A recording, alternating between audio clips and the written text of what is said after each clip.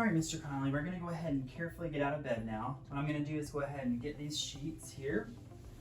And I'm gonna remove this wedge from between your legs here, but again, don't bring your legs together. And I'm gonna walk you through how to safely get out of bed, okay? Okay. So what you're gonna do first is you're gonna go ahead and prop yourself up on your elbows.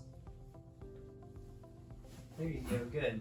So just as an aside here, what I would normally do is sometimes it's a little bit easier to get started with getting off on the non-operative side, but we're actually gonna pretend like we're coming toward the operative side because it's good to practice both ways, because that way we can make sure they're able to do it both ways. So I'm gonna go back to this. All right, Mr. Connolly, can you go ahead and start to bring your legs over to me slowly? Make sure you're doing it in small bits. So go ahead and start to bring your leg over towards So me. I do one leg at a time? I would do one leg at a time. Okay. Again, slowly, good. And while you're doing that, you're also gonna start to follow with your upper body here and your arms towards that way. Good. So again, keep bringing your legs over slowly. Good. All right, once your legs are off the bed, then you can go ahead and sit up with your body there. Good. And we want to make sure that you didn't bend more than about 90 degrees there.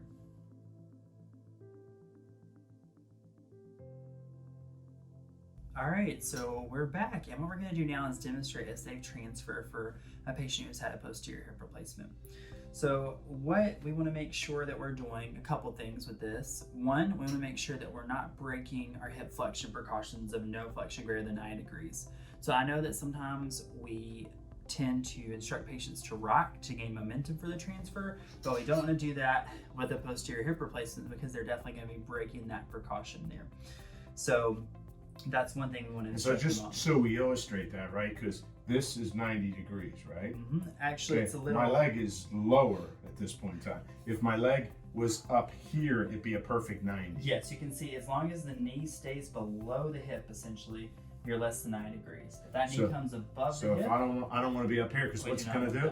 It's going to force, if it's posterior, it's going to force the head straight back, okay? And that would be where the doctor operated. Right. So you want to stay away from that. Yeah, absolutely. Okay. So what I'm going to instruct him to do is I'm going to instruct him to actually slightly extend on the operative side here. So I'm going to have him, so I'm going to have him keep that foot on the floor, but kind of extend at the knee there. Good. All right. So once we got feet flat on the floor, again, I might actually lower just a tad bit to make sure we got our feet flat on the floor. And we're as low as we can go here. But we would just make sure that our feet are flat on the floor. Now, we don't ever want to pull with both hands on the walker, because what can happen is he goes to stand up and the walker tips back on him here. I would also be making sure that I'm wearing grippy socks at least here, if not shoes. But we've got our operative leg kind of extended at the knee. We've got our right foot flat on the floor. He's going to take one hand and push from the bed. And then we're gonna stand on the count of 3. Again, I don't know if you can see where I placed the gait belt, but I placed it close to the hips because that's where you're gonna have the most control. Where you will place it will depend on what their diagnosis is. In this case, it may be appropriate, but you have to consider, do they have something like a peg tube? Do they have an abdominal incision? And that's gonna be something that you'll be looking for in your chart review as well. In this case here, it looks like it was safe to place it as close to the hips as possible so we can get as much control. So we're gonna stand on the count of 3. Again, we're not gonna rock, okay? And so when I go to stand up, I'm gonna be pushing off on this leg and keeping this one straight. Yes, you're gonna be keeping this slightly out, again, slightly extended at the knee. Right. And I can actually probably bend it a bit more here. I'll kind of guide you where we need it. Right about there should be just fine, okay? What happens is when you extend at the knee on the surgical side, that's going to reduce the risk of you breaking that precaution when you stand, because when you extend at your knee, it actually reduces the hip flexion angle. So as you can see here with my knee bent, I have a greater degree of hip flexion than with my knee extended. So let's go ahead. On the count of 3, we're going to stand. Again, we're not going to rock. 1, 2, 3, stand, stand. Good. And that's all there is to it. The same way when we sit back down, what we're going to do is I'm going to have him slowly kind of straighten out that left operative leg. And it can still stay on the ground. Yeah, if you're tall. And let's have a seat. And that's it. Any questions? Pretty good. All right.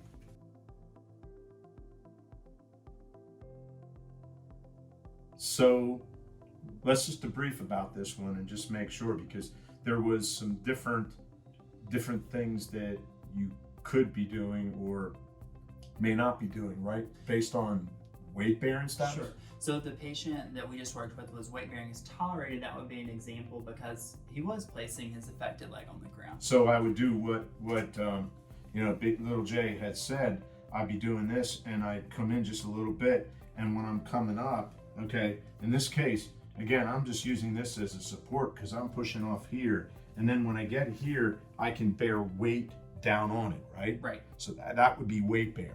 Weight bearing as tolerated, right? Correct? Okay, now when I go back, right, again, weight bearing is tolerated, but the leg's gotta come out, right? So even if it's on the ground, it's gotta come out, okay? Now, if I'm not allowed to bear weight on it, okay, that's a different story. It's a game changer. Yes. Because I'm gonna do the same thing, okay, but my leg's gonna stay out. Right. And what I'm gonna do then is I'm gonna lean forward and I'm gonna stand up and I'm gonna bring the leg back up underneath of me so that it's non-weight bearing.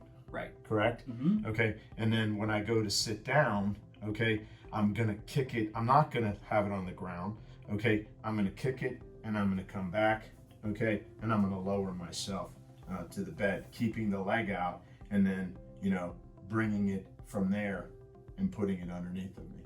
And that way I'm not bearing any weight on the extremity. And you're also not breaking the hip precaution because what happens is if you were just standing straight up and then lifted up your leg, you could be at risk of breaking that precaution. So that's why you extend out at the knee.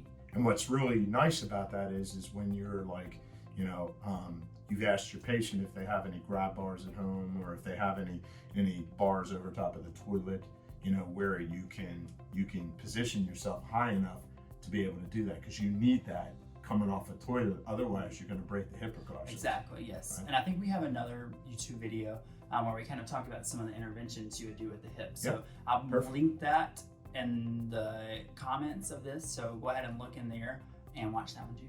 All right, perfect.